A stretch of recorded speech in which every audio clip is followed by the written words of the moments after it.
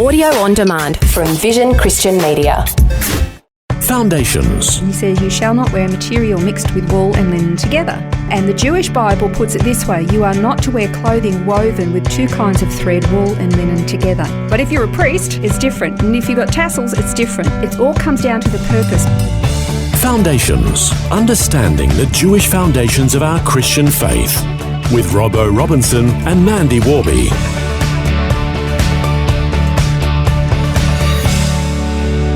We've talked on previous programs about some of the strange laws and rules that God gave to his people. Many of them we think are strange at best or ridiculous at worst, but they all had very important significance. They meant something, and in the culture and context of the ancient world, they were practical and visual reminders of what God was trying to teach them. We're going to explore another one of those today, Mandy, with, understanding why the Jews weren't allowed to mix wool and linen. Yeah, we kind of covered this we just kind of touched on it when we were talking about the tassels, the tzitzit on their clothing, and how there was the prohibition about that God gave his people not to mix wool with linen. But when it came to the tassels, that was okay. It was absolutely necessary, and the same with the priestly clothes. They had to be mixed linen and wool. Interesting. And you kind of go, what the? Yeah. You don't understand why that is. And so we learned that the tzitzit, the tassels themselves, had great significance. They were a visual representation that the entire nation was different. It was the significance that they were a reminder to obey God's word. That was the blue wool woven into the rest of the white linen. And it was a reflection that they were a royal or noble line of people. And then collectively, even though they had a priestly tribe, collectively they were a priestly nation amongst the nations. Yeah. Could you read this and argue that God contradicts himself in this respect because he gives them one instruction and literally contradicts it with another instruction? Well, no, because there's a reason for it. It's like any kind of prohibition. You could say to your children, you're not allowed to do X, Y, Z, and then mum and dad might go and do it. But it could have to do with age or maturity or some particular reason that mum and dad are allowed to use a particular appliance or something. There are reasons for it. So it's not a contradiction. It's the purpose. What is the purpose of these prohibitions? It's not just an arbitrary thing. You kind of have to, look at the environment that the Hebrews were in when God gave these prohibitions. He says in Deuteronomy 22:11, he says, you shall not wear material mixed with wool and linen together. And the Jewish Bible puts it this way, you are not to wear clothing woven with two kinds of thread, wool and linen together. But if you're a priest, it's different. And if you've got tassels, it's different. And it all comes down to the purpose. But generally speaking, if you have to look at what the Hebrews were like at the time, you've got to remember they had just had 400 years of slavery in Egypt, a nation that was polytheistic, millions of gods, and statues, idols, and all the rest of it. And God was wanting his people to be very, very distinctly different. I mean, we say, they left Egypt, but then God spent 40 years getting Egypt out of them. That's right. And there were lots of prohibitions. There was lots of very strange things, like why on earth would God have said, don't cut the forelocks of your hair for the guys? And you think he wanted them to look strange and have weird hairdos? Not at all.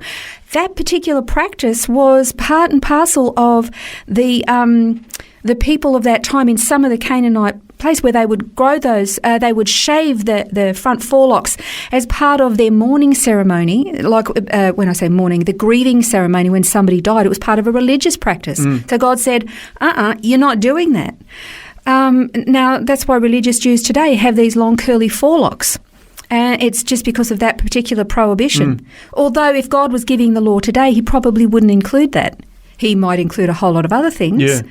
And here's the reason why. What was the children of Israel, they come out of Egypt, they cross over, they're waiting in the wilderness. Moses goes up the mountain, has this amazing encounter with God, gets the 10 Commandments, and he's up there for 40 days.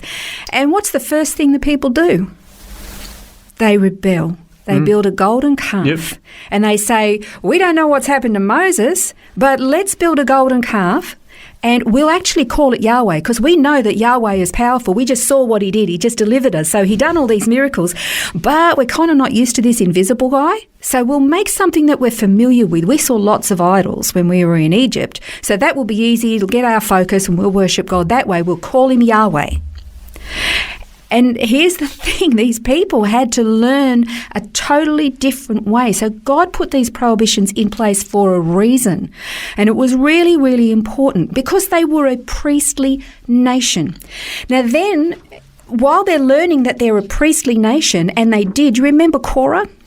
Yep. Korah was the one who led the rebellion, and he says, you can read it in Numbers 16:3, Korah says, you think you're pretty hot stuff, Moses, but we're all called to worship God and to minister before him. He recognised that the nation was priestly, but he thought that also gave him the right to be a priest. Yeah, he overstepped his mark, didn't he? Massively, and it was only the Aaron's family line that were allowed to be priests. Within the Levite priestly nation, tribe, they were all to serve within the temple and serve the people, but only the family line of Aaron were allowed to be priests. Korah overstepped the bounds. You're right. But we've got to be really careful as well. Okay, because one of the things that, like they did in the worshipping the golden calf, is they thought that they could Judaize what was pagan. And taking on an authority, which is what Korah did, trying to take authority onto himself that he had no right to do. The mixing of the wool and the linen was a physical demonstration of what the parameters were, but there were those who wanted to take it beyond what they were allowed. And it's kind of like this. We know that if it's illegal to actually impersonate a police officer. The police officer and his badge gives him the right to make arrests, to go into your house without permission if he needs to, even to shoot somebody and kill them if need be, if that fulfills his requirement as a police officer. But you and I can't do that. And if we put on a badge that's not ours, we're in deep yogurt. We'll go to jail for that. Yeah. Well, it is the same. We don't have the right to take on. We are a priestly nation as Christians. We are a priestly people. Like the Jewish people, a priestly nation, to be a light to the Gentiles, but we are not the priest. And we've got to be really careful that we don't overstep the bounds with authority that we don't have. And at the same time, let's not mix what is sacred and profane, accepting what the world says, or embracing bits of pagan this and pagan that and stick a Christian badge on it and a little Christian fish at the bottom and it suddenly becomes sacred. No, we don't have the right to do that. We are a distinctly different people, and we have the Spirit of God within us, and we have a righteous calling, as the Jews do. We are one people. It's funny, the Muslim community, they recognise the people of the book as being the Jews and the Christians. The only people who don't recognise that the Jews and the Christians are one people are the Jews and the Christians. Yeah, that's right. Which is, Paul talked about the one new man. Yeah. He was talking about Jew and Gentile becoming one new man. And we're the ones who don't get it.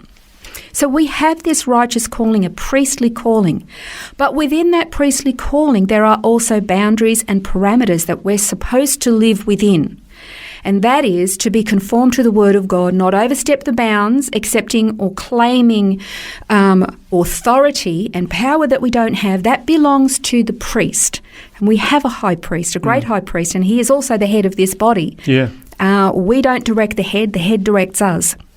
We have to be in submission to that. So, but Paul said, I think it was in Corinthians, where he said that all the examples of what happened to the Hebrew people in the Old Covenant were there as an example for us to learn from. And we just think, they just whinged and wailed about water and quail when they were in the desert, and we've got to learn not to be whingers.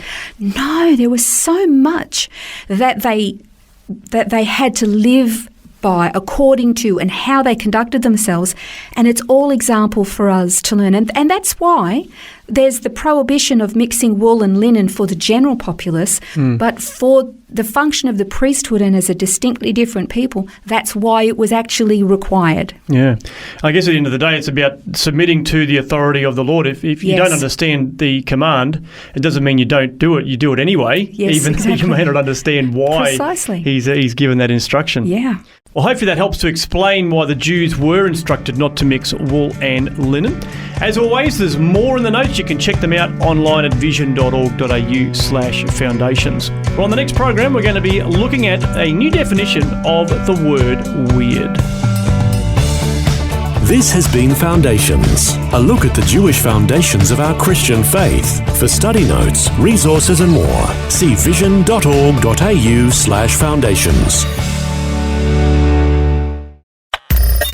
Thanks for taking time to listen to this audio on demand from Vision Christian Media. To find out more about us, go to vision.org.au.